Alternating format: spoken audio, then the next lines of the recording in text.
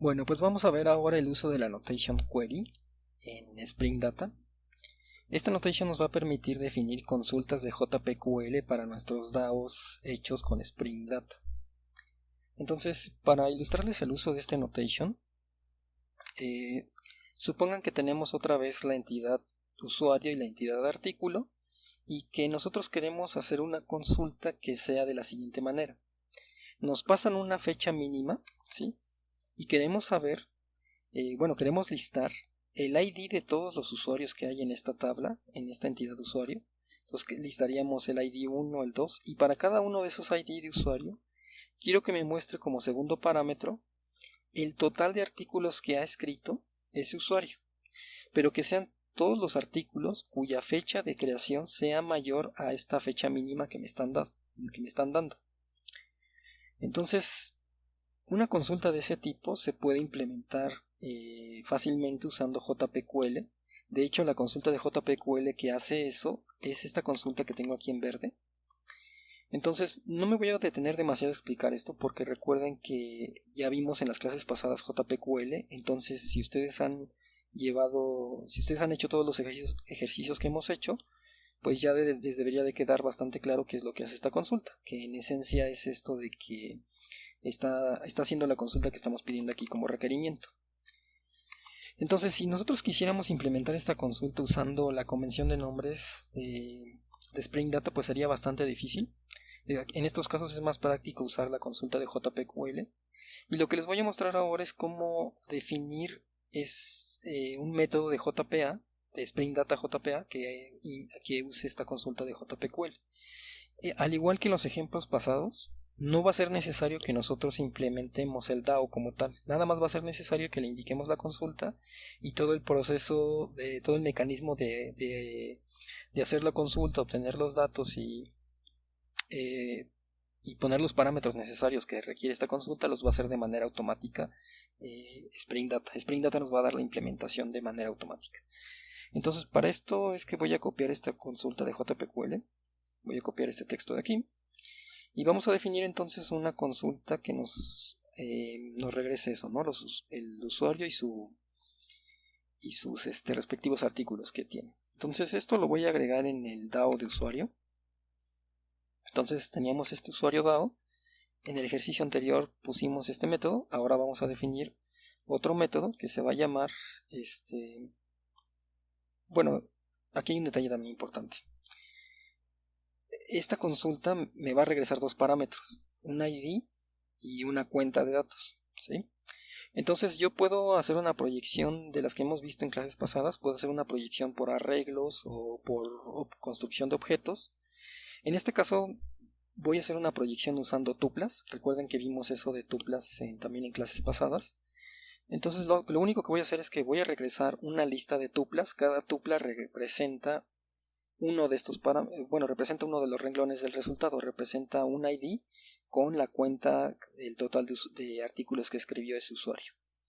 Entonces, por ello es que aquí voy a poner en este método que me va a regresar una lista, pero va a ser una lista de objetos del tipo tuplas, y voy a poner que este método se va a llamar obtener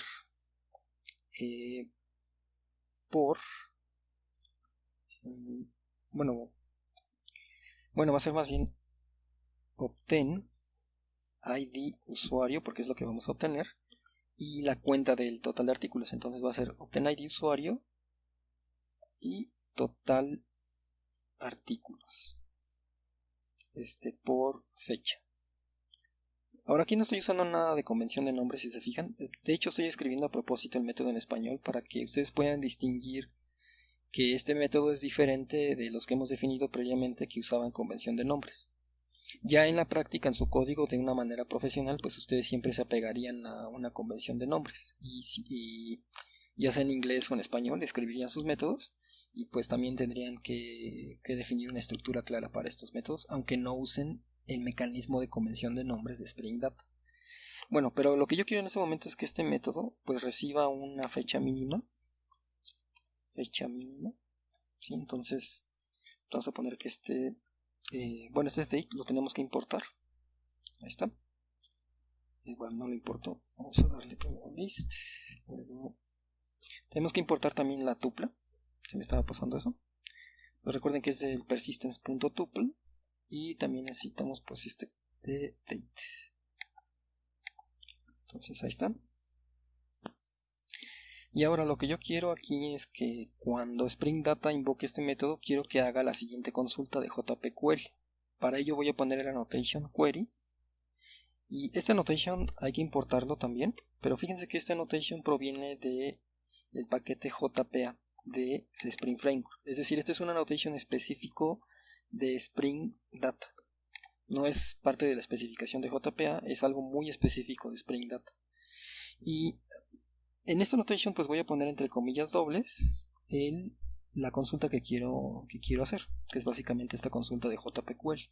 ¿Sí? Entonces me va a regresar por cada renglón del resultado me va a regresar dos parámetros, el ID, y el ID me lo va a regresar en la tupla con este alias ID, y el total de artículos que encontró me lo va a regresar con este segundo alias que es el total, con este alias que dice total. Fíjense que esta consulta de JPQL necesita ser una consulta parametrizada, es decir, necesitamos que cuando busque los resultados, cuando haga la cuenta de los artículos por su fecha, necesitamos que los artículos cuenten nada más los que la fecha de creación sea mayor o igual que cierta fecha que nos están pasando. Recuerden que esto en JPQL lo haríamos con una consulta parametrizada, y la consulta parametrizada implica que usemos estos dos puntos y el nombre de un parámetro, que en este caso le estoy poniendo fecha mínima. Entonces, si estuviéramos usando JPA de la manera tradicional, pues aquí tendríamos que haber definido tendríamos que haber creado una consulta, un objeto query de JPA y después poner los parámetros que necesite esa consulta. ¿Ok? Pero como estamos en Spring Data, este parámetro que le estoy pasando aquí, yo se lo puedo indicar en la misma definición del método de este DAO. Y para ello lo único que necesito hacer aquí es lo siguiente. Voy a ponerme aquí en el argumento del método. Voy a ponerme aquí y voy a poner en la annotation param, paréntesis, y aquí voy a poner entre comillas dobles fecha min. Entonces hay que importar esta annotation param, también es de Spring Data, de Spring Framework Data. Y pues si se fijan, este es el parámetro que yo estoy definiendo aquí en la consulta de JPQL, es este fecha mínima. Entonces lo que estoy haciendo con esta annotation es que le estoy diciendo a Spring Data que este primer parámetro que estamos recibiendo en el argumento de este método va a ser el parámetro que le va a tener que poner en la consulta de JPQL que estoy definiendo aquí arriba. Y si yo tuviera que usar más parámetros, lo único que hago es poner más argumentos aquí en el método y voy agregando esta annotation param para indicarle qué parámetro es el que va a sustituir ese argumento que estoy indicando en el método. Entonces ya con estos cambios pues ya podemos hacer una prueba de este método. Entonces, como esto lo agregué en usuario DAO, me voy a ir a test package y me voy a ir a usuario DAO test y voy a definir un test que pruebe justamente este método, el método de obtain ID usuario y total artículos por fecha. Le voy a poner aquí el sufijo test. Aquí arriba vamos a poner el annotation test, ¿sí? Y pues ahora sí viene esto de hacer otra vez lo de usuario DAO punto obtain ID usuario por fecha. Aquí necesitamos otra vez una fecha mínima. Entonces pues esta fecha mínima va a ser otra vez un Gregorian calendar new Gregorian calendar. Y pues vamos a probar con una fecha que nos dé una consulta muy específica. Entonces, por ejemplo, si se fijan, si yo le pasara la fecha de que me cuente todos los artículos que tienen los usuarios, cuya fecha de creación sea mayor al 2013, al inicio del 2013, pues va a tener que excluir este que es 2012 y nada más va a dejar estos dos renglones.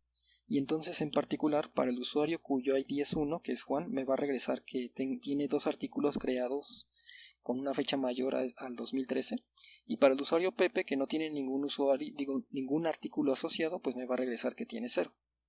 Entonces por ello es que aquí voy a poner 2013 0 del 1 para que sea la fecha mínima al inicio del 2013. Vamos a importar este Gregorian Calendar y aquí vamos a hacer esto de date, fecha min, va a ser igual a calendar.get time. Y bueno, ya con esto pues nos va a regresar una lista de tuplas este método. Entonces déjenme importar tengo que importar el date, ahí está. Entonces ahora sí, este método pues sabemos que nos va a regresar una lista de tuplas. Entonces aquí vamos a poner resultados. Y pues sabemos que resultados, en principio, si todo va bien, debe de tener debe ser una lista de tamaño 2. ¿Ok? Tiene que ser una lista de tamaño 2 porque justamente tenemos dos usuarios. Entonces me tiene que regresar por cada usuario su cuenta total de artículos. Y como tenemos dos usuarios, pues me va a regresar dos renglones de resultado. Entonces voy a poner aquí assertions.assertEquals y voy a probar que resultados, su tamaño, sea exactamente de 2. ¿Ok?